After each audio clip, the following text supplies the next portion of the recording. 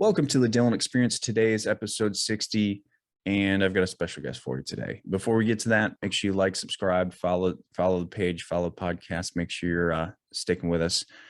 But my guest today is an Army veteran who served 6 years with the Army National Guard, including a deployment to Afghanistan in 2010. His brother was also deployed to Afghanistan at the same time, but was unfortunately killed in action on August 22nd, 2010. After returning home, my guest struggled with coping from the stresses of combat, the loss of his younger brother, and adjusting back to civilian life. In the years following his deployment, he noticed other veterans dealing with their struggles in unhealthy ways. He started his podcast, the Drive On podcast, which I've had the pleasure of being on, to connect with current and prior service members. He interviews veterans and civilians to discuss personal triumphs, life experiences, and emotional hardships to give hope and strength to the military community. My guest today is Scott DeLuzio. Scott, how you doing? I'm doing great. Thanks so much for having me on. I really appreciate this opportunity. Absolutely. We finally get a chance to have a conversation about you this time. You know, we had a lot of conversation about me last time. So I'm excited to hear your story. I'm excited to hear, it's almost paradoxical. I'm excited to hear about quite a tragic story, but it's, I think, really profound that you've found a way to step out of what I think is a really difficult thing to do, right? Where you have this loss, and so often we like to put things behind us and forget about it and move on. But I think grief just doesn't work like that. I think grief has to be discussed. It has to be processed. It has to be, people have to be remembered. And so without getting too deep into that, I'd love to hear you talk about this. Tell me your story. Why'd you start your podcast? Why are you here? Right? Why are you doing this right now? Tell me everything. Yeah, sure. So, like you said, I served in the military, and when you serve in the military, whether you know it or not, you become part of this community, this group of people. We are all looking out for each other. It's just part of the deal when you're in the military. And when I got out of the military, I noticed not only was I struggling with my own depression and PTSD and dealing with the loss of my brother, all of that stuff took place within a very short time period. Me leaving the military, losing him, all of that stuff was all within less than a year time period. And so all of that kind of just came and hit me all at once. And so I found myself dealing with all that stuff in unhealthy ways. I was drinking too much, sleeping too little. I was just a terror to be around. I was angry all the time. I wasn't dealing with my anger in a healthy way. I was just lashing out and being a jerk to the people who were around me. And eventually I got some help, and I realized, this is not the type of person that I want to be. I want to be better for my wife, for my kids, for my family, for the people who are around me. I want to be overall better. I don't want to be this person anymore. And then after a little while, the unit that I served with overseas, we started losing several soldiers to suicide when we got back home. And obviously one is too many, but when there's another one, and then you start hearing of more and more people who you served with, whether it was overseas or back home here, that I served with before or after the deployment. It just didn't sit right with me, and I said, I can't just sit around waiting for another phone call saying that so and so was killed, or took their own life, I should say. That to me just didn't seem like an acceptable option. And so I said, okay, what can I do? What can I do to help this situation? Because it's more than just the handful of guys that I served with. And I say guys because I was in the infantry, and back when I served, it was just guys. So not trying to exclude the ladies from this. They have their own representation in all of this mess as well. But I didn't want any of those guys to be going through this alone. But more than just that, I recognize that it was a problem throughout the entire military community. There were people, veterans, even going back to Vietnam veterans, who were still dealing with the issues that they came home with. There weren't the services that are available today to veterans back then. They were basically told, suck it up and deal with it. And they had to continue living their lives and dealing with all that stuff for all those years. And people were not dealing with it in very healthy ways. So I said, how can I help? What can I do?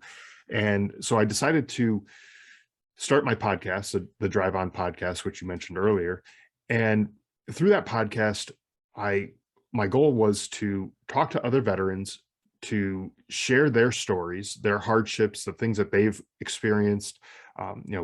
When you were on, we talked about your background and things that you went through. But more importantly than just the troubles, the hard things that people went through, how did you make it through that? What caused you to flip the script and say, okay, now I'm going to work towards becoming a better version of who I am? And the idea there is to give hope to the other veterans who might be struggling in their own ways, maybe struggling in silence, not talking to other people. And by having them be able to listen to these stories, it might give them hope and let them say, there is a path to a better life for me. Maybe I can do this thing that this person that I heard on this podcast had done, and maybe that'll help me. Or maybe something just resonates with them and it clicks, and it's like, you know what, yeah, life is worth living. I don't need to call it quits right now. I can keep going. And really that's where the name of the podcast was. In the military, Drive On is like, you're going through some crappy situation. Maybe it's a tough mission that you're going through, or even in training, it's like a long ruck march that you're going on, and it just sucks. And it's like, well, just drive on. You can get through this, right? Yep. You'll be able to finish this. So that's really where the name came from of this podcast. Is like, I want people to know that they can keep driving on. There is hope for them. There is something that is worth fighting for. So that's really where all of that came from. I also wrote a book about my experiences in Afghanistan, losing my brother, all that stuff that you talked about. The book is called Surviving Son. And that book exists for a few reasons. One is, my brother's not here to tell his story anymore. And I want to be able to tell his story to whoever will listen, or in this case, read his story. And I also wanted to tell my story, my little piece of this war that we participated in, and let that be something that will outlive me. It obviously outlives him, but outlive all of us, so that future generations can read about what we did, read about the types of people who served, and understand the sacrifices that were made, so that in future conflicts, we really understand what it means to send troops overseas. And what that means on a individual level, when you look at the families that get torn apart when one or more of them don't make it home. Right. So that's kind of the podcast, my book in a nutshell, and kind of where I got all of the motivation for doing what I do. So I have so many questions. I'm going to start with this one because I know if I don't start here, I'm going to forget.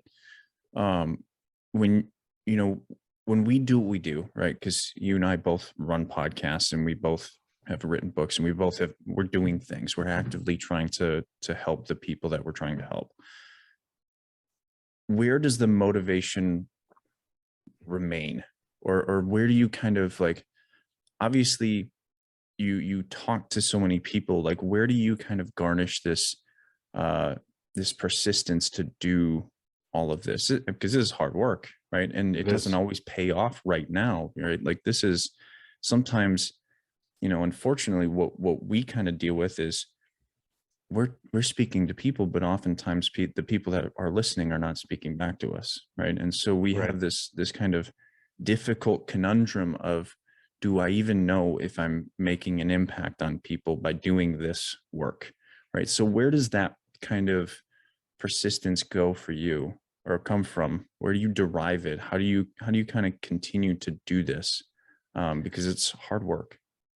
Yeah, it is definitely hard work, and there is, as far as this side of the screen is concerned, there's no financial incentive for me to do this. I'm not making money off of this. I'm not Yeah. getting rich, and I'm no Joe Rogan, getting a top podcast or anything like that. I'm not getting these multi-million-dollar deals.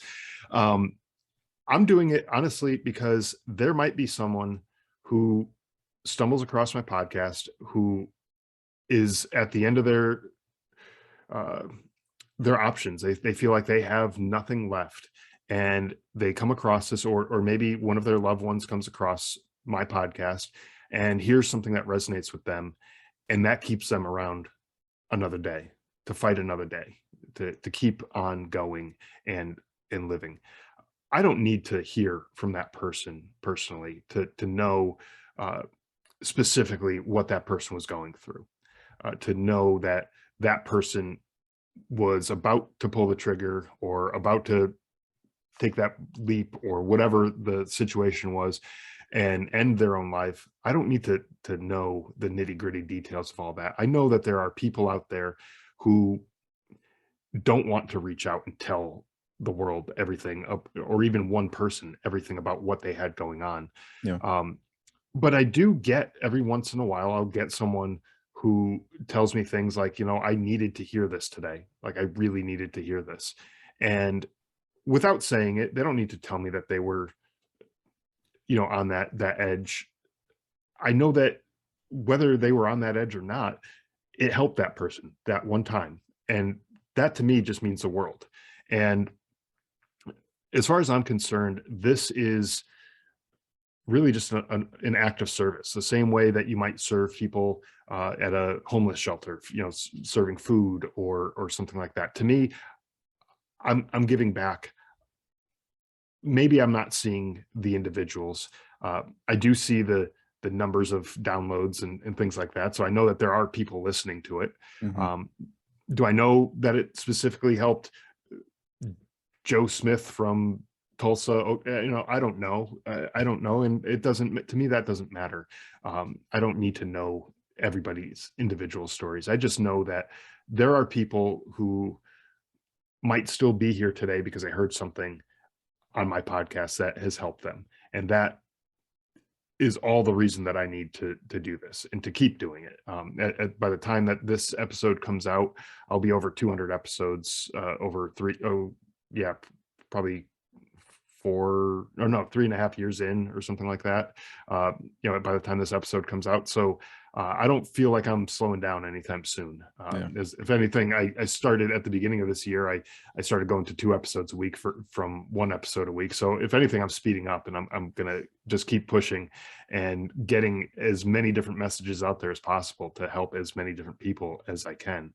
And that's really it for me. Is I just want to help people. Um, you know, if they want to share their story with me, great.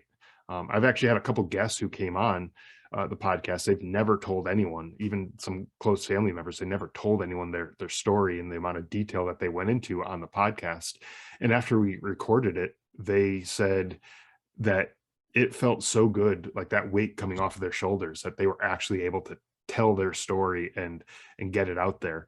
And at the time it was just them and me. It wasn't like a live recording or anything like that, but it was just them talking and getting it off their chest. And that to me means a lot too, because that person might have continued carrying on this weight of whatever it was that happened to them for years and years to come, never having known how it feels to talk about it. And that might have even encouraged them to go out and talk to other people, to talk to someone professionally, Right. to get more help and stuff like that. So I mean, all around, I feel like it's just helping people, and that's ultimately what I'm trying to do. And it's a hell of a thing. That's absolutely a hell of a thing. I want to go back to like the beginning of your story. You kind of glossed over, you went and got help, right? You said you went and got help at some point. Yeah. What what was it that kind of tripped that trigger of I need to get help? What were the things that were going on in your life that you finally had to sit down with yourself and say, I need to hold myself accountable here because I don't know what's going on. Yeah. I've got issues. What was that? Like what was happening with you, for you, because of you? Like what were the things that were going on? Yeah. So I noticed that my anger was just off the wall, out of control. Like it was bad. I would blow up at the smallest little things. My I had a When I deployed, my son was only about 2 months old, and when I came back home, he was uh, 9, 10 months old, somewhere around there. I forget exactly, but he would do things that little babies, infants, toddlers, as he got older, things that it's just normal. They spill things, they make a mess, they're not easy to console because they don't know why they're crying, but I certainly don't know why they're crying, and you're trying to figure all that stuff out, and then I'm beating myself up thinking that I'm a terrible parent because I don't know how to console this kid, and they're making messes, and I don't know how to deal with that because I told him not to spill it, and then boom, he spills something, so I'm flipping out, I'm yelling at a kid, and I'm like, what the hell kind of person am I? Like, this is not who I was back, a year plus ago, prior to deploying. I would never be screaming at a kid for stupid stuff like that. Um,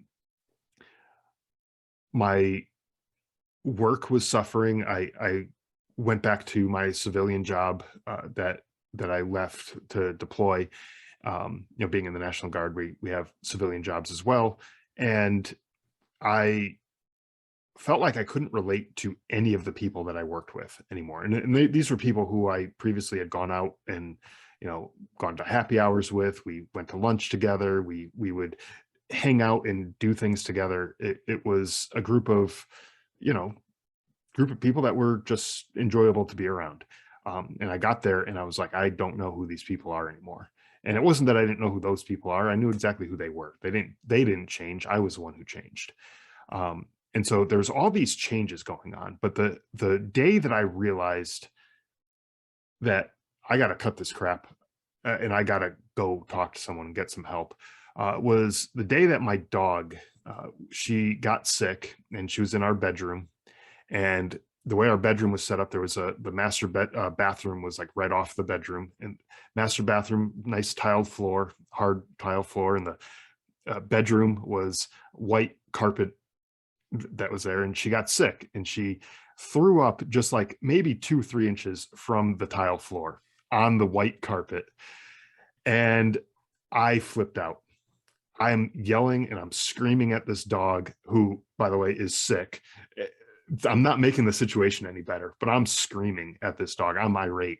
I'm like, why the hell couldn't you go in there? And it would be so much easier to clean up. And now I got to go get a steam cleaner and clean this up. Otherwise, it's going to stain. And all. Like, the dog doesn't understand a word I'm saying, right? She doesn't have a clue. But I'm losing it. I'm just losing it on this dog. And when I realized what I was doing, I was like, who did I become? What is this? Why am I screaming about something that's so insignificant in the grand scheme of things? Like, who cares if I have a little stain on the carpet? Like, it's not that big of a deal. And so I sat down on the floor and I was like, just trying to figure out what is wrong with me. And like any good dog would do, my dog came over and like sat down next to me and kind of like cuddled against me, completely forgiving me for being a total jerk to her. Um, and I was like, this is the type of person I want to be. I want to be more like my dog than whatever the heck I am right now. I want to be the type of person who can forgive and come and comfort the person who I care about.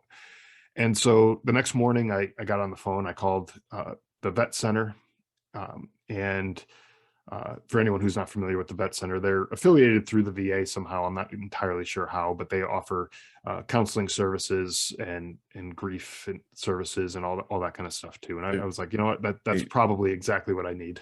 they offer so much, right? Like Yeah, just like the vet center is kind of the hub of all of the resources that you could possibly think of as a veteran. And so like if you are a veteran, you're listening to this, go there, right? Like don't just yeah, call them, go there and see, and just because it's not staffed, and I don't know how it is for every state, but I know like they're not staffed with like just any old people. They're staffed with people that are oftentimes veterans themselves. yeah, And not only that, but they're veterans who've been educated. They're people that have been educated on how to give you the resources that you need, no matter what kind, right? And so there's multiple people that are educated in loss and grief and trauma versus financial education and like business and how to yeah. get started in terms of like a VA loan or something like that. There's so many different ways you can use a vet center for your benefit as a veteran, and I highly recommend just going there because you can create relationships with people that can Yeah. very much support you. Yeah, for sure. And you're right. There are so many different things that they offer, and it's not just for veterans either.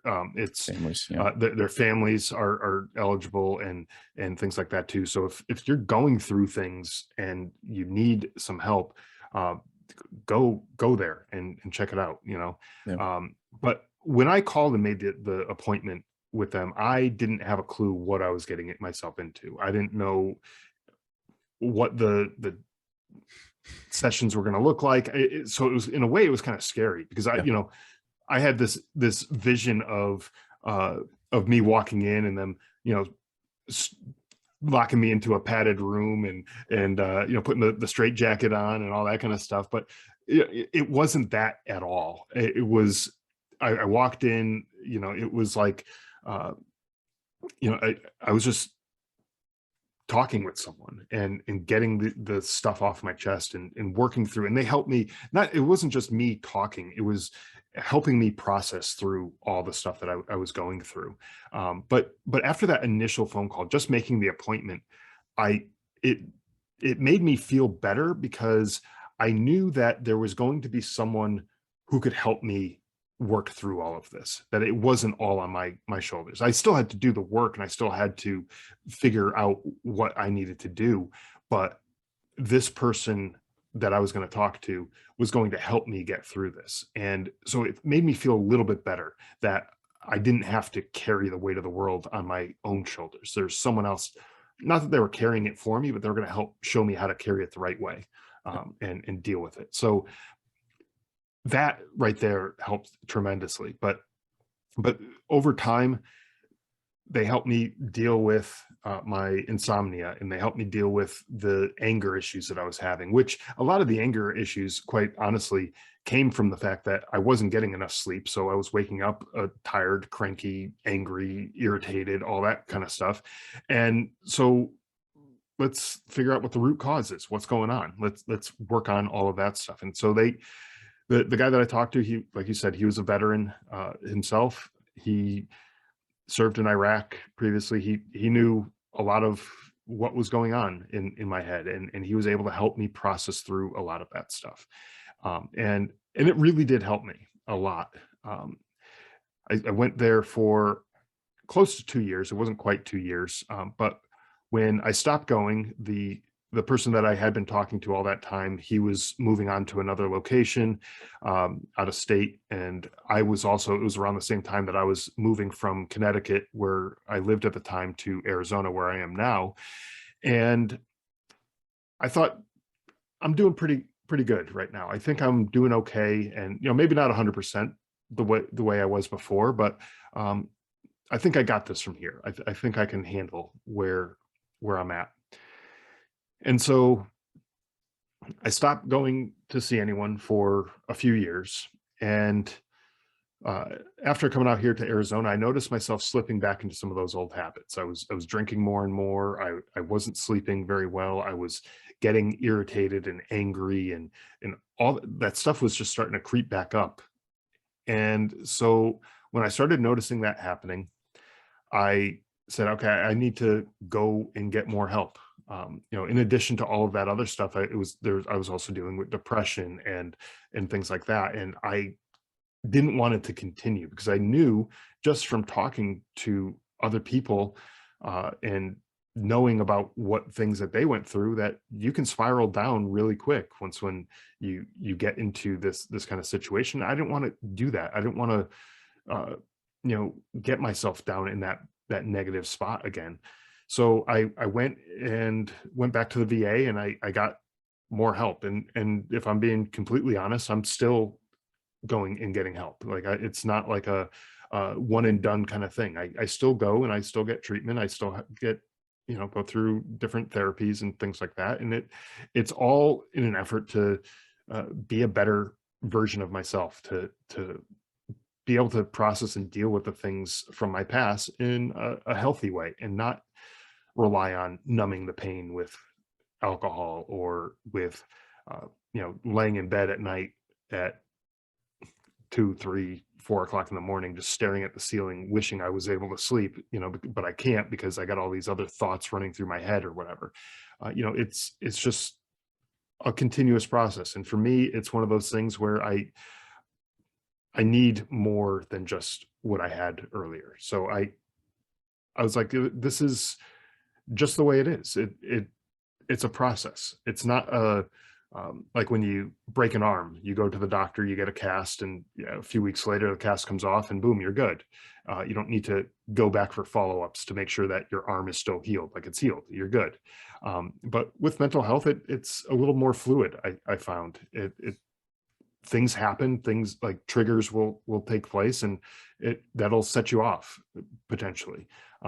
It's just a matter of learning how to deal with those triggers, deal with the emotions that you're feeling, and you might need some help along the way, and it's okay to go and get help.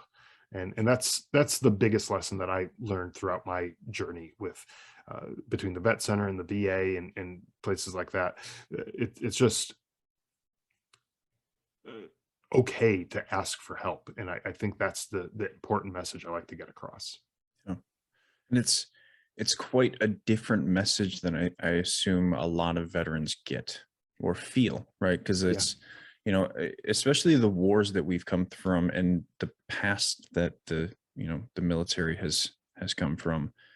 It wasn't okay to ask for help at one point, right? And that's why we're here. That's why we're in this situation where, when you asked for help at a certain point, in the history of the military, in the history of these, the wars in Iraq and Afghanistan, Vietnam, you were not given the help, one, because it didn't exist, or two, there was a stigma, there was, this reputation that you retained.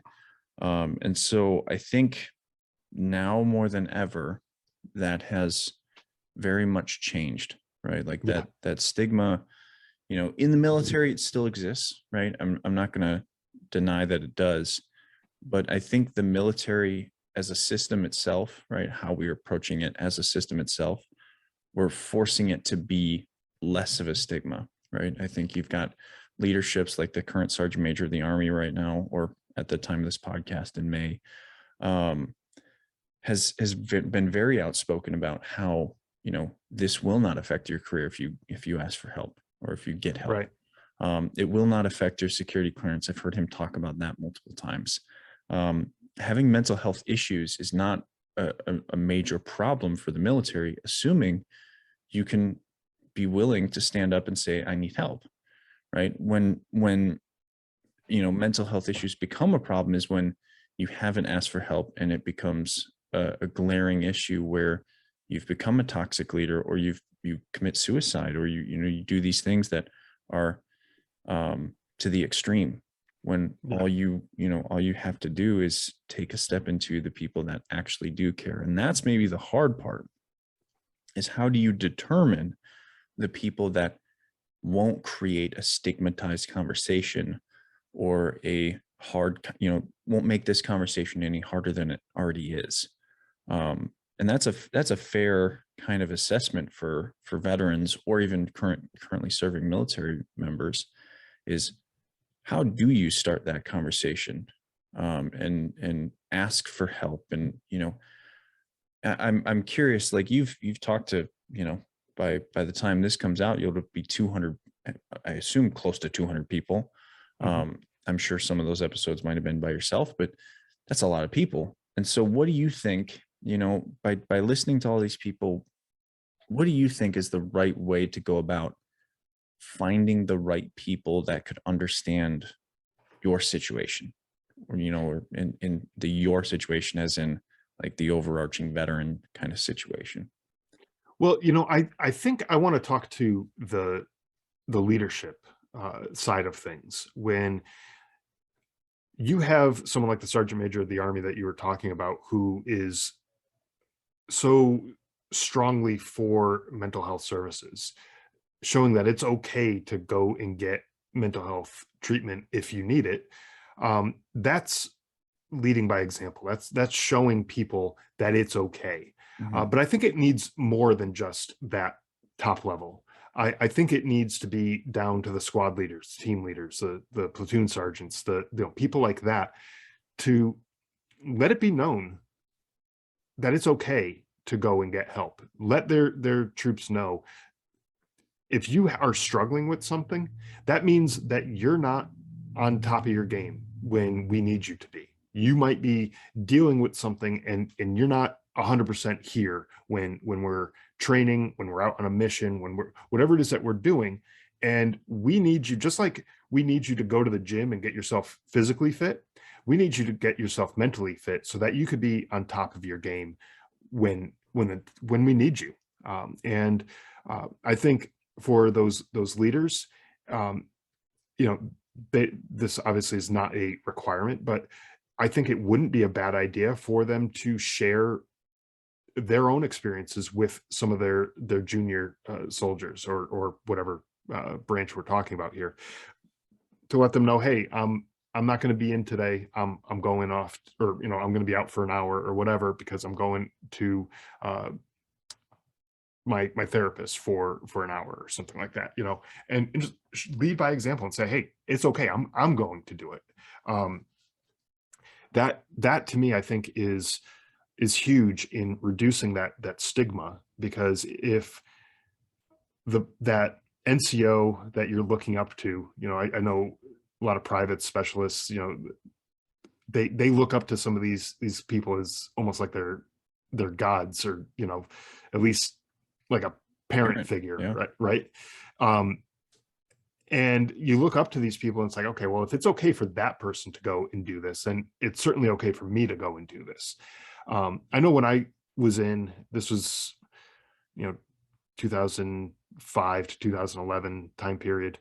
um it was kind of like, just suck it up and deal with it. Like, no, like, going to talk to someone is kind of showing weakness, is the way it was perceived. I know when we came back, we had like mandatory mental health screenings that we had to go through. Um, but nobody really told the truth during Right. those screenings, right? It Right. was like, yeah, yeah, right, I'm going to tell you what I'm really going through, because you're worried about your career and your job and everything. You don't want to lose your security. You don't security clearance. You don't want to lose your leadership position. You don't want to lose any of those things. So you're like, nah, screw that. I'm not going to tell anyone about what I'm going through. I'll just deal with it and figure it out. Right. But And the timing is also important, is that they always ask that, either before deployment or after deployment. And so before deployment, you don't want to miss the deployment because you want to be part of the team. And then right, after deployment, you don't want to stay anywhere any longer than you have to. And so exactly. like the fundamentals of the system make it a lot easier for people to just say, I'm fine.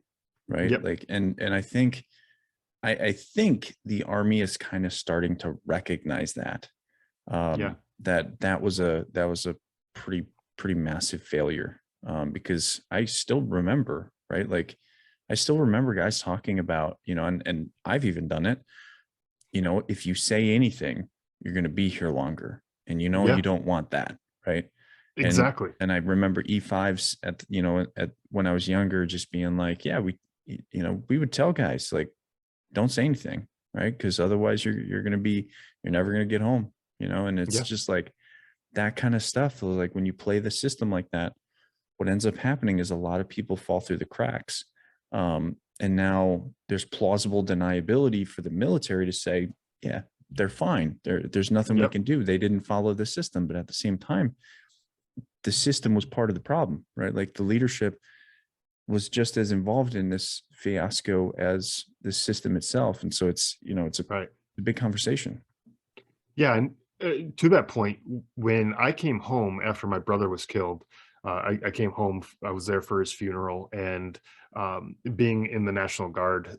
For people who aren't familiar, the governor of the state is one of the commanders in chief, also the president, obviously, but the governor of the state also.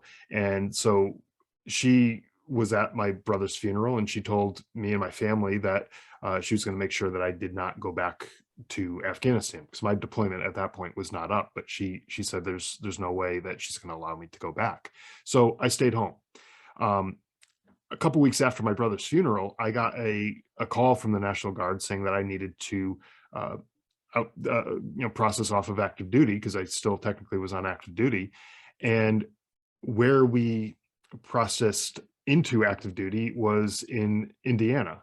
And so they sent me to Indiana to go finish my processing to get off of active duty.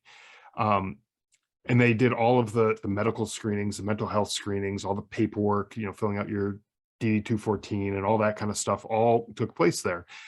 And I knew exactly what you're just saying. If I was to tell them that I'm struggling with my mental health, I was probably going to be stuck there for quite a while. Yeah. And at that time, after losing my brother, I wanted nothing more than to be home with my family. Yeah. That was my goal.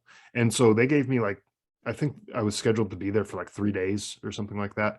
And I got done with everything in a day, and I was home the next day.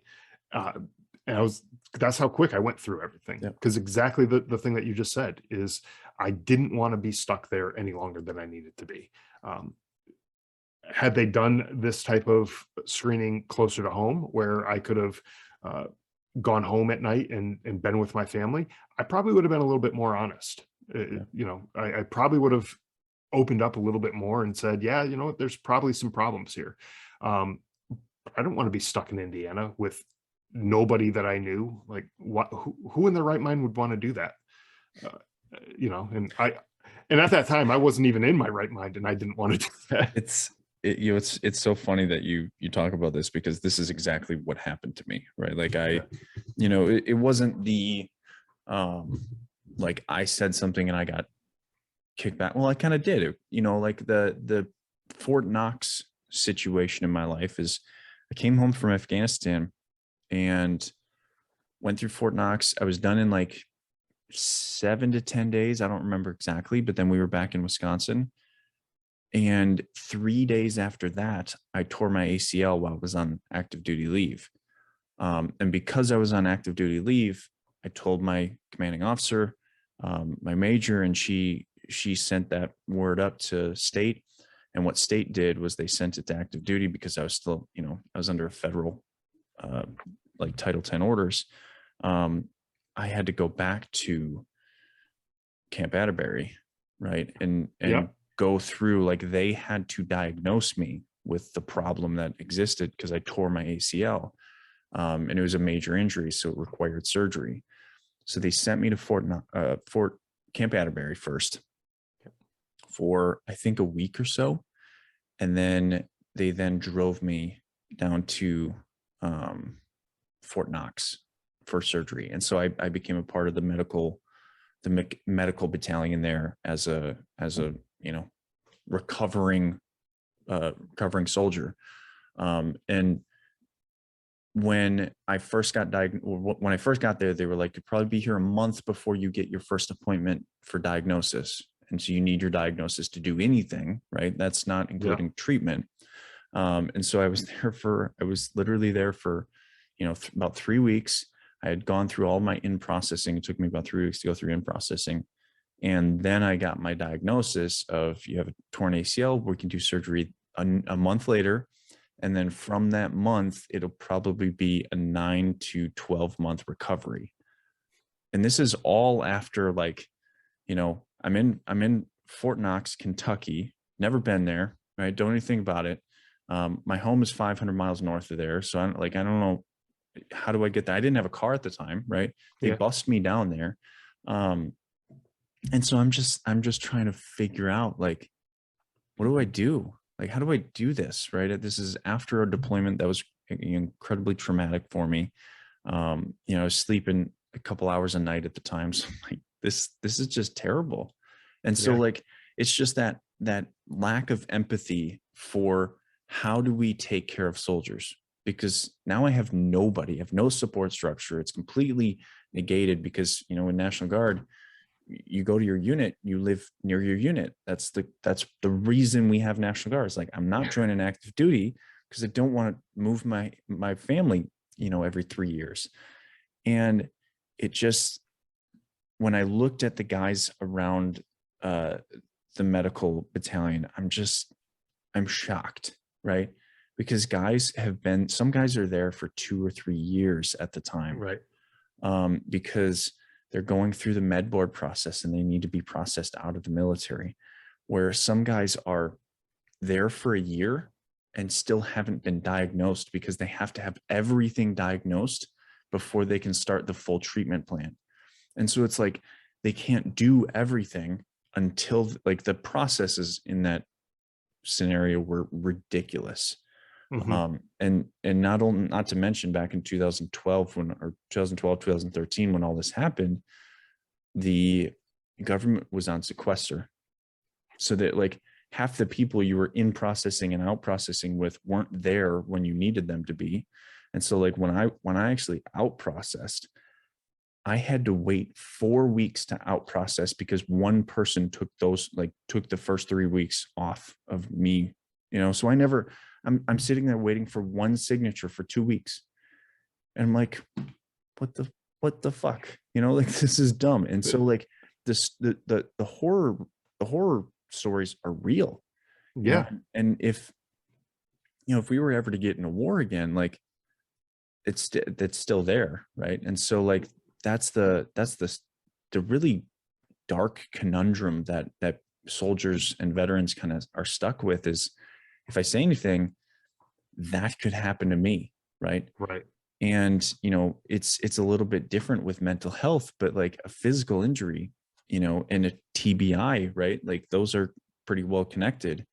That can be years, because a TBI can take, because it's a much different issue, it can become a really deeply intricate process to diagnose and then treat, because it's the brain.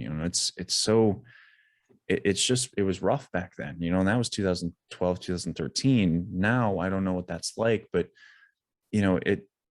if I can imagine, it moved a lot, it has been changed that well, because how the government works. It works on its own time, and it doesn't really assess its processes very well. Right. So yeah, I mean, it is a scary situation, and it's funny you talk about this stuff, because I actually literally went through it. I easily could have, done all of my recovery here, right? Yeah. But I had to be in Fort Knox because reasons. I had another situation that was similar to what you're saying, where I went to the military doctors. I had a knee injury from my deployment, and I had them take a look at me, do an exam, all the stuff that they do, and they said, "Yeah, you'll probably be fine. Just take some Advil or Motrin or whatever if it's really bothering you, but just stay off of it for a few weeks." And at this point, it was already a few months after the injury, so I'm like, I don't know really what a few more weeks is going to do for me, but there's something wrong. Like, I can't walk normally with this. I can't jump. I can't run. I can't do any of that stuff.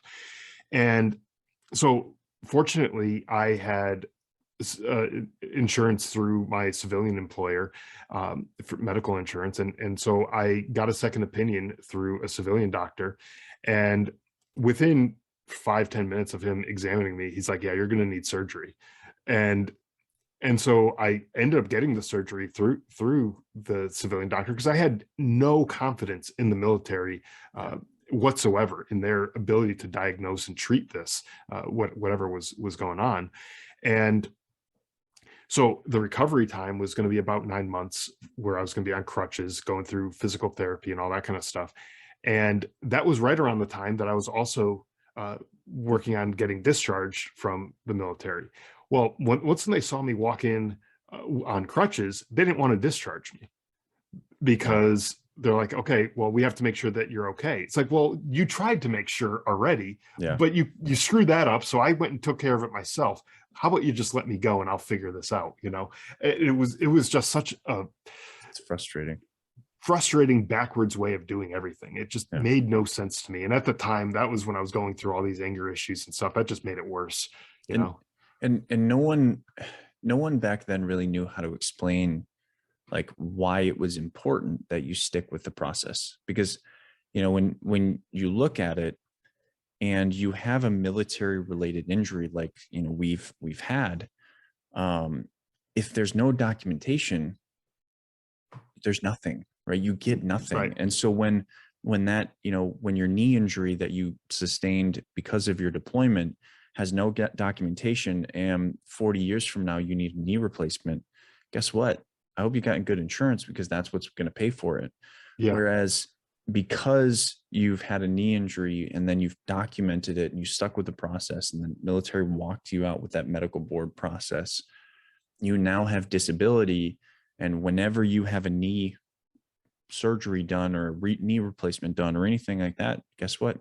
Military takes care of that. The VA, Yeah. the veterans, the pool of money designated for taking care of our veterans will cover that. And that is, I mean, nobody knew that back then because it just wasn't, nobody had been through the process, Right.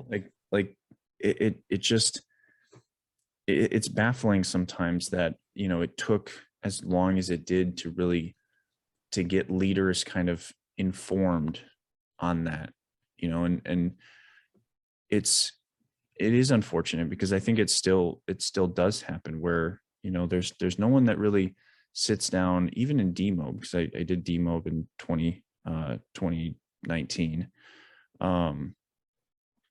There was no one that really sat down and explained that to us Right. of, hey, did you guys have an injury? Because if you did, this is what you need to do, right? And even when you're on active duty, even National Guard, right? Maybe the full timers know, maybe your staff officers know, or your staff NCOs know, but there's really not a good system to help leaders know, like, hey, this is what needs to happen when we have injuries, and make it as as what am I trying to say, as pertinent as possible, where you need to get these documents in, you need to have this sworn statement, you need to have this built, because if you don't, you can't get an LOD, and take care of these guys. Yep. And just unfortunately that so many guys walk away from the military without disability, without at least recognition of those injuries, so that when they become problems in 30 years, because they will, they have no one to turn to. And they'll Yeah. always look back on their time in the military and say, well, the Army gave me my back issue and they did nothing about it. Right. And it's Yeah. unfortunate because they'll always have that tainted sense of betrayal almost from an organization that was trying to win a war, Right. it's unfortunate because the system did fail them. But yeah, it's just unfortunate because it can create such an a culture of animosity in the Yeah. veteran community. And And that's and I really think unfortunate. I think a lot of that is why there's so many people who have this negative connotation associated with the VA Yeah. because, oh, the VA is not doing anything to help me. Well, on the same side of that, like, you also didn't do anything to help yourself by doing all those things that you just said, by getting it documented, by doing all these things that you should have done. And granted, you probably didn't know that you were supposed to do these things, and or if you did know that you were supposed to, you didn't know the reasons why. So, all of that is is hard to just place all the blame on the VA, because Yeah. you kind of have to take care of yourself too, and keep all of that documentation, and make sure that you have all of that so you can present it to the VA if need be in the future, right? If there's any advice that I would give to, you know, either people that are about to join the military or in the military or about to get out of the military, I don't care, even veterans, um, but mostly for active duty or people that are in, um, is be the biggest advocate for yourself that you can be, Yeah. even if it seems ridiculous. I don't care if you have a toe injury, right? Like, go, right? Go get an LOD. Go take care of yourself. And if your people around you look at you and say, "The fuck is wrong with you? You're being a pussy, or you're being a bitch." Like, tell them to fuck off, because Yeah. that's advocating for yourself. And if that toe injury then becomes something where your balance is completely thrown off or something like that, imagine how important that would be to have the support from military and veterans affairs, financial, the financial system to take Yeah. care of you, right? Or like, your finger, right? And then you have arthritis in your fingers because of it. Like, those Right. things are just advocate for yourself, right? Keep your documents. Tell people you want it looked at. Take the time, because it's your body. You get, you know, somewhere between 3 and 20 years, maybe more, um, to give to the army or the military. Uh, and then, assuming you live a long and healthy life, you still have 60 years to live, right? And Right. and so, if you don't take care of your body, right? If you don't take care of, the situations that have hurt your body, and you don't have anyone to support you, you're going to live a life of pain. And I know you don't want that. So take care of yourself and advocate for yourself. And all those people who call you a bitch for going to get looked at and get examined, get the documentation, all that stuff, not a single one of them is going to be standing there 20, It, 30, 40 yeah, years with their wallet open, helping you pay for whatever it is that you need at that yeah. point. So screw them. Like, go take care of yourself. They're going to be the one with the back injury complaining about the military. Like, they Yeah. should be paid for this, but I didn't do my LOD.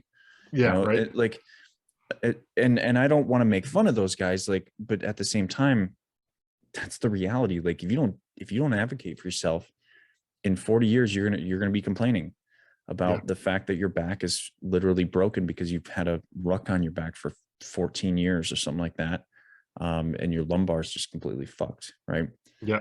And it's just like, at some point you've got to swim against the fish, right? Or swim against the stream, and go get what you need taken care of. And it might require you to stick in the pocket of, you know either ridicule or patience, and Yeah. should just go get things taken care of so that the military can cover you down the road. um Exactly. Yeah. You kind of have to play the game in order for it to work. yeah, You can't just play by your own rules and expect it to work out for you in the end. It's just not going to work. yeah, absolutely. So, Scott, um where, like, obviously, I mean, we get it, we get this stuff. But what have you kind of learned throughout your time doing these episodes and talking to all the people that you've talked to? What are some profound wisdom, what's some profound wisdom that you've kind of gained from your podcast? Like, how do you see the world now versus, even before the military or during the military? What are you seeing now that you didn't see then? You know, one thing that I see now is just how strong of a community the military and the veteran community is, uh, combined all together. We look out for each other. I know that the people who come on my podcast, they're coming on my podcast because they legitimately want to help other people by sharing their story. They don't know who these people are. They may never even get any feedback from their episode that they record with me, but they know that by sharing their story, it might help somebody, and they're willing to do just about anything. When I talk to people, I always make sure that they're completely comfortable with whatever it is that we talk about. If they tell me that there's something off limits, we don't touch it. Um, but anytime I have someone come on the show, um, they're like, you know what, just shoot, just give me whatever you got. I'll answer anything because I know that it's out there to help other people. And that's going back to the whole, selfless service kind of attitude that gets instilled in you from like probably day one of basic training, right? When you realize it's not just about you, it's about the guy to your left, the guy to your right, the people who are there with you, um, going through the same crap situation that you might be going through. You're there for each other to help each other out.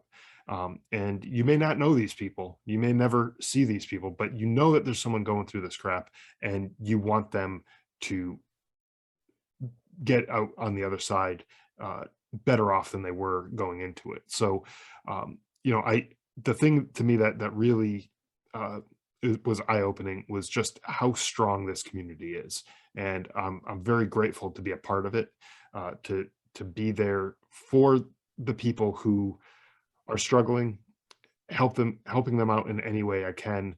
Um, and I know all the guests that I've had on this podcast, they've they have a very similar feeling where they want to help, and that to me just means so much. There's no other community that I've been in anywhere else outside of the military, that is stronger than that, and that to me just means the world. Yeah, I think it's quite it's a special place, in life to be a part of a community like that. Yeah, And I think, what one of the things you're talking about is courage, in my opinion, where the message is far more important than the emotions or the vulnerability or the ridicule or the judgment, where, you know, guys like you and I, we step on a podcast, for sometimes daily, where we have these conversations where, for me, I get emotional, I because I talk about some, not only things from my past, but like for me, what I get emotional about lately is the future, of just how powerful it is to go through all the things that I've been through and then realize like I'm about to have a baby. I have a wife. I have all of these things that I never thought I'd have because I thought I'd die young. Not only just by my own hand, but like I really hoped at one point that I would just die in Afghanistan. Like that was a real thought and a tangible thought. And the emotional part for me now is recognizing that I'm actually going to have the things that I never thought I would have. right. And so that vulnerability, I think now what we're doing as a community, as veterans, is we're redefining strength, right? Because you said that word, right? Like we have such a strong community. But I think what we're doing now is we're redefining strength as the ability to create safety. Because we're doing something, we're talking, right? And we're not talking to um, incite violence or incite change or anything like that. What we're trying to do is we're trying to look at other people and remind them that it's okay to be a part of this community. It's Yeah, okay to talk about the things that you've been through. It's okay to express yourself. It's okay to feel. It's okay to have mental health issues. It's okay to put those, put your struggle in someone else's hands and say, what do I do with this? Right. yep, To relinquish that hyper independence that the military almost kind of trains you into. And that really, one, it requires to redefine what we've always traditionally looked at as strength, because we've always kind of looked at strength as, suffer in silence, and that mentality clearly never got us to, the perfect positions in life. It got us through things, but it wasn't going to get us through everything. And Right. so I think we're learning kind of how to balance the equation now and say, like, hey, we can have safe conversations here between two infantry guys that, 20 years ago, we never would have been talking about this stuff. No way. No, absolutely not. We would have been ridiculed. We would not have been listened to. And if we were, we'd be judged. Yeah. And so now we're in a position where we can actually have these conversations and people respond to us of like, this is necessary. This is so needed. This is so powerful. Because I'm thinking the same stuff, right? I can only imagine how many veterans right now, right? It's 2022.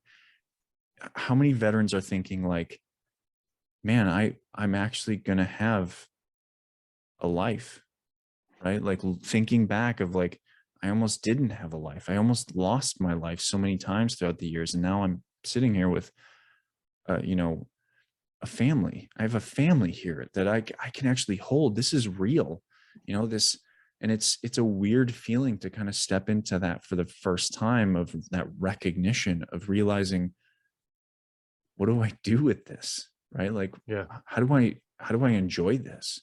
These are the conversations that veterans, I think, really need to have, is because you don't have to just suffer all the time. I think that's Yeah. an unfortunate kind of symptom of being in the military, is that you get really, really fucking used to suffering, and you just do not have to all the time. You can actually, you can have your cake and you can eat it too, right? You can enjoy this, and that's a selfish thing that is just as necessary as being selfless. Yeah. And you're right. You get comfortable with being uncomfortable in the military. And that's true with all sorts of things that you do, whether Yeah. it's going away on a deployment. That's uncomfortable. Sorry. I mean, Yeah. you're away from home, you're away from family, you're away from the comforts of home. Going to You're drill is uncomfortable sometimes, Yeah, it right? Like is. I just had drill this last weekend. Yeah, I'm tired right now. Like this, for Monday is more of a day off sometimes after drills, but it's usually my work day. And I'm like, I'm still tired. Yeah, I didn't get a weekend, and now I have to go back to a full-time job kind of thing. It's, exactly. And you don't get a weekend until next week, and yeah, or this coming weekend. And uh, think about all the things that most, quote unquote, normal people do on the weekend, right? uh right. you might be finding something to do with family or friends. Maybe it's a birthday party, or a wedding that you might have gone to, but instead you're sucking it up and going to drill, and you're doing all this crap that you might not even want to be doing, but you're doing. Mhm. It's definitely not relaxing. It's not unwinding at all from Right. the week that you just had. But here you are dealing with this suck, and you're doing it like a champ. You're doing it, but it sucks. And so you get conditioned, you get used to doing that kind of stuff. And it's that kind of attitude and mindset that you carry forward with you. And it's like, okay, well, yeah, it sucks, but it's fine. I'll be okay. I'll just deal with it. Right. And that's not what you need long term. Yeah. It's okay to get you through those situations that suck, because there's going to be, life is just full of those. So you're going to have those, and you do need to get through those. So I think it is an important tool to carry with you, but also recognize when things don't have to suck. Like, you Yeah. can be okay with relaxing and taking time to take care of yourself. It's not selfish to do Yeah. that kind of thing, you know? Yeah. I think the kind of the statement that I hear a lot of men use, and I use it myself a lot, is like, we get presented with a problem, and the first thing that we say is, I'll figure it out. Right. Yeah. And you use that and you abuse it, right? Hmm. Because it almost becomes, you look at, like, your wife asks you to do something and you say, I'll figure it out. Right. Yeah. Your son comes to you and you're like, I'll figure it out. Right. Because one, you don't want to put more pressure on your wife. You don't want to put more pressure on your son. You don't want to put more pressure on people by saying, I can't do that right now. And you don't want to disappoint people, because you know that what leads to disappointment in the military was potentially death, right? Yeah. And so like there's this overarching emotional connection to, you have to figure it out. But then what you end up doing with that is you create so much of a workload, you create so much of an emphasis on you have to figure it out, that it becomes overbearing. It becomes a burden. It literally becomes a burden. It's not you that's the burden. It's what you're asking your body to do that it can't. Right. And so oftentimes when I hear people say, I feel like a burden, the fact of the matter isn't that you are the burden. It's the fact that you've allowed everyone or everything to burden you with all of the things. Yeah. And you don't know how to say, I can't do this for you. You'll need to figure it out. Right. And they've more oftentimes as people have taken the responsibility for everyone else's issues and their own and tried to figure it out, and they can't. And so now they place all of that personal failure, or that failure out there of being able to handle the problem, on their own character and personality. Yeah. And that identity then becomes crushed, and it's unhealthy, right? Like you have to be able to regulate this ability to say, I'll figure it out, because you don't have to figure everything out. You just have to figure out the things that are a priority to you and the people that are your family, right? Sometimes you might have to say, wife, I can't figure that out until then, or I can't figure it out right now, and I don't have an answer for you, right? Because I've got this going on, right? That ability to express yourself and communicate where your problems are, where your needs are, is so fundamental to this idea of being able to, help yourself and enjoy life. Because let's be real, like, you won't enjoy life if you're constantly burdened with the responsibilities of everyone around you. Yeah. Yeah, and I think it's a curse that we have as guys, is we are the problem solvers. Like if sometimes my wife comes to me and she starts talking to me about a problem that she's having, or something that's going on, and I instantly snap into that problem solving mode. Like, how do I solve this? But sometimes all she wants to do is just talk about it. It's not that she's looking for a solution to the problem, but I'm over here working out solutions, trying to figure out different angles to work through this problem. And she's like, that's not what I was looking for at all. I'm like, oh, well, then why are you even talking to me about this? Like, I think a guy's mind is just wired differently. Like, we want to solve problems, but it's okay to not. I think the most important question I ever learned in my marriage was, do you want me to fix, or do you want me to listen? Right. And like, when you start asking that question, you can learn how to turn yourself off, right? You can turn, I'm not here to fix, because she just wants to express herself. She wants to expose, these vulnerabilities, like, because you're safe, right? Like, when you're a husband, or a wife, you are their safety net, right? You are that safe place where, I think women are a lot better at expressing emotions sometimes, not always, right? They oftentimes have their own, intricacies that they have to figure out. But that ability to vent is a really powerful ability. We could learn from that, right? Like, we don't need to we don't need to walk up to someone and say, I need you to solve this for me. Sometimes you need to vent. Sometimes you need to be angry, right? And express yourself. That's why men are more likely to have a heart attack than women. Maybe, right? Maybe that's a cause. Maybe it's not. But maybe it's why men commit suicide 4 times more than women do, right? Is because maybe women have the ability to express and expose emotions a lot easier than men. And maybe that's a cultural thing. Maybe it's not.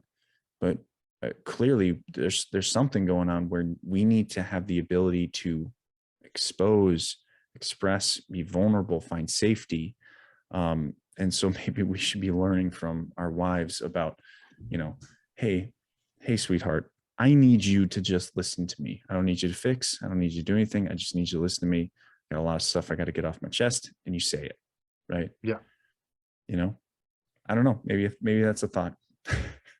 The thought, yeah, it definitely is. And it might be a very good thought. We gotta maybe put that one to the test. Right. I think I try it. I think there's times where I walk up to my wife and I say, I need to get this off my chest. Right. Yeah. Um, and I think it does. I think it works for me. I do it rare because I'm still, as you said before, is like, we're all still a work in progress. There's Yeah. always things that we need to work on to better develop ourselves and connect with people. Mine has always been expression. I Mhm. don't know how to express guilt right away. I don't know how to express regret right away, even. And so, there was a time where I recently purchased a Kestrel, right? Because I'm a long range shooter, and I've been shooting long range for like 15 years. And it's the first time I've ever actually owned a ballistic calculator, which is a Kestrel. Um, and so it's like a pretty big purchase for me, but it's an expensive purchase. And normally I always talk to my wife about those bigger purchases. Um, and I didn't. I don't know why. I just didn't. And I felt guilty about it for like a week. Yeah. And finally, like, we were getting out of the car one day. I'm like, babe, I need to tell you something. And it took me a week to process this and look at her and say, I bought a Kestrel, and it wasn't the more expensive one. It was the cheaper one. And she was like, okay. And that was it. Like, that was the conversation. I was like, I don't know why I couldn't tell you that sooner, but I felt guilty the whole time from the day because I bought it at like 11 o'clock and she had already gone to bed. Yeah. And I'm like, that whole night I thought about it. Right. And I just didn't tell you. There's multiple opportunities for me to tell you, just didn't know how. Like, we had the money, it wasn't a problem, and it was just that there's always this piece, right, where you need to work on, and it was practice, right? That was the kind of thing where I sat down and I was like, why did that take so long? And you learn to start digging into that sometimes and practicing it, because I might not have told her, 3-4 years ago. Right. These are things that I'm still working on and addressing, of like, how do I process guilt? Because it's questionable sometimes, right? Yeah. Right. Exactly. Yeah. And I know exactly what you're talking about, because I've done the same type of thing where I've gone out and bought something. And again, my wife and I, we talk about all sorts of bigger purchases. We have a set dollar amount. Anything over that or anything under that, it's just go ahead and you don't need to talk about it. But anything over that, we typically talk about. And a couple times I've just not thought about it, and I went off, bought it, and then afterwards I'm like, oh man, I really should have said something. I should have talked about this first, because this was our agreement. We said we're going to do this. And so then I bring it up to her, and she's like, well, it's fine, but let's talk about it next time. And so it's a, like you said, it's a practice. You Yeah. have to work at it, and it's not a reflex where it's just easy, Yeah. and it happens naturally. You kind of have to work at it. Yeah. And it can be, I mean, that kind of thing is, I think, more common than we might care to think, because it can be certainly quite crippling in a relationship if you don't have the ability to talk about things you're guilty of. Right. Right? When you make a mistake, how do you bring it up?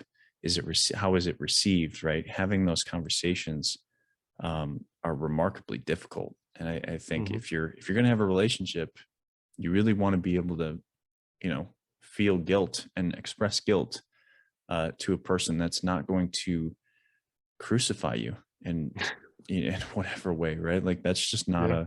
that's not an enjoyable way to live life. And it's hard. And certainly if you make a mistake, you should hold yourself accountable, right? That's partly Sure. why, I feel guilt for a week for buying a Kestrel. It's like, that's my accountability for myself, of like, I don't do that very often, right? I don't make a grand purchase like that very often. So when I do, that guilt is a reminder for me in some ways to make sure I don't, abuse that freedom that I have of having, a debit card or something like that.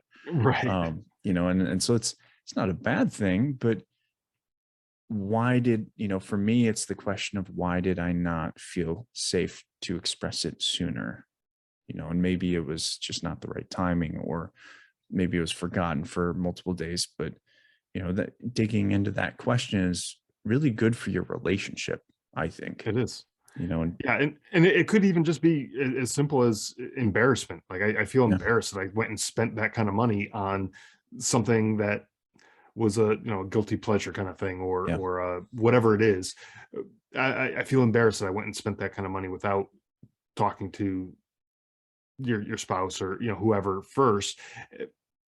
And when you're embarrassed, you don't want to face that head on. That's like weird. It's awkward. It's uncomfortable. No one wants to yeah. be embarrassed and get that dirty laundry out there, right? So I mean, it could be something as simple as that. And but it's important to face those things and get that out there for, like you said, for the good of your relationship. Courage. So Yeah.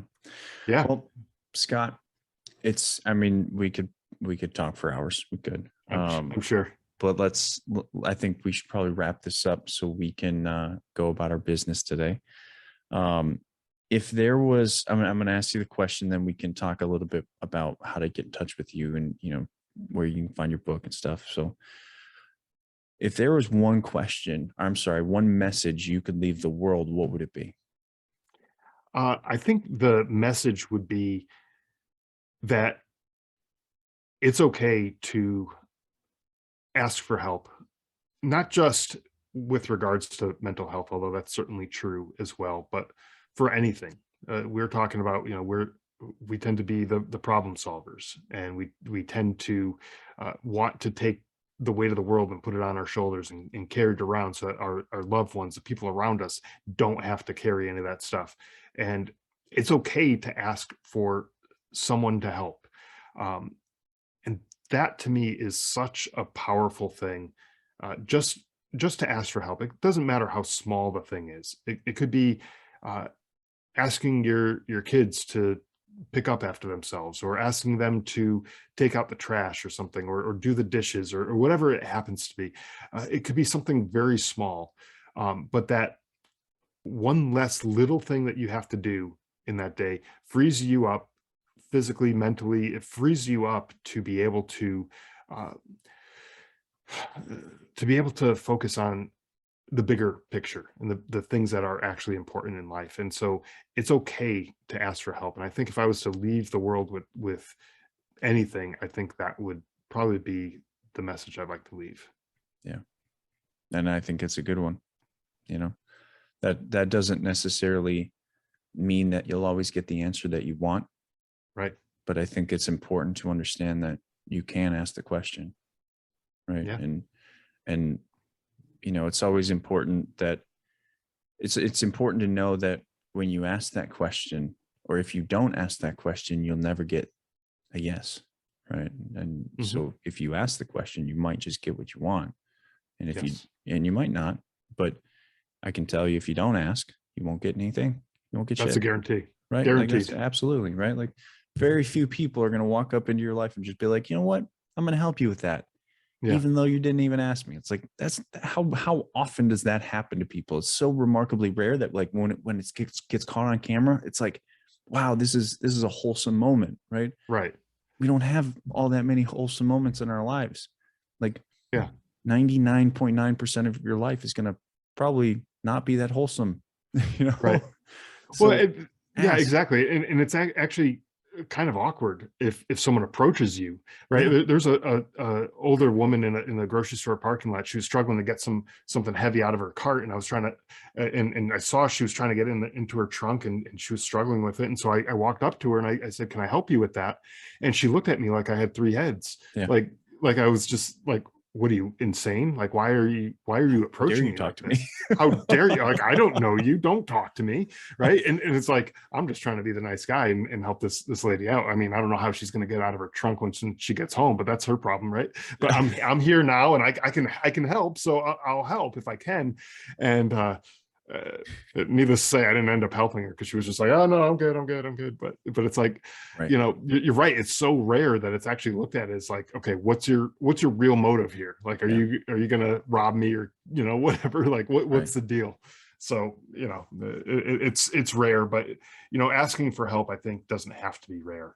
We can normalize that, I think, and Yeah. um, that should be done more often. Absolutely. I love it, Scott. Well, how can people, one, get in touch with you? We'll make sure it's in the show notes, but what's the best way you think to get in touch with you? And then also, what's the best way to get your book? Yeah. So the best way to get in touch with me, go through my website, driveonpodcast.com. There's a contact form there. My email is on there as well, scott@driveonpodcast.com. You can go there, check it out. Contact me if you want. For the book, it's available on Amazon. It's in every conceivable format that you could think of. It's paperback, hardcover, ebook, audiobook. I got, if you want it, it's there. So you can check it out there. Again, the name of the book is Surviving Son. And so just check that out. Really appreciate anybody who gets the book, reads it, because again, like I said earlier, it's not just my story, it's my brother's story, and it helps to have this story live on years and years after he and I are both gone. And so the more people who read it, just to me, it's just encouraging knowing that there's somebody out there who knows a little bit about my brother who maybe never met him before, and that just helps keep his memory alive. And so that's the big thing for me. Absolutely. Did you do the audiobook? I did. Good. Yeah. I think you have to, like, if you're going to write a book, I think you have to be the one to do the audiobook. I just think that's awesome. I did my own, you did your own. I think it's an awesome experience for readers. It is. Yeah. I mean, as the narrator of it, it's not the easiest experience because Not at all. I don't know. I don't know what it is, but I have so many brain farts as I'm reading it. And I'm like I sound like an idiot right now reading this. And so I have to go back and cut that stuff out and do Yep. it all over again. And it came out fine. The book itself, the audiobook, the final copy came out sounding good. But man, was that a humbling experience going through and doing that? I 100% learned that I do not like reading. Yeah. And that is a fact. Like I don't care how negative I'm going to be about this, right? Like, I don't want to read. I don't like reading. I don't enjoy reading. I will listen. That's why I do a podcast, because I will listen to you all day long. But if you write some things on a piece of paper, I do not want to read it. That's what I learned from recording an audiobook, and I'm okay with that. Yeah, I'm in the same boat. I mean, I think some of my high school English teachers would probably have a heart attack if they realized that Scott DeLuzio wrote a book with how terrible I was in English class, right? But yeah, that's the same thing with me. I would much rather listen to a book than read it. And so I don't know why I started off with the paperback copy of the book, but whatever. That's I guess the natural progression of things. Right. I kind of needed it written down in order to read it myself. So I guess that's just how things go. So, but yeah, it's out there. It doesn't matter how you like to consume books. It's out there in all the different formats. So please check it out. I really, really do appreciate anyone who supports it. So perfect. We'll make sure, again, all those links will be in the show notes so people can access them. I absolutely enjoyed this conversation. I'm so happy you were able to come on and we were able to make this work. Technology was always interesting with this podcast. Yeah. Between you and I don't know why. But we made it work, made it happen. It's been great. Thank you again. And if you're still listening to this, anyone out there, thanks for joining, and we'll catch you next time on the Dylan Experience. And that is it.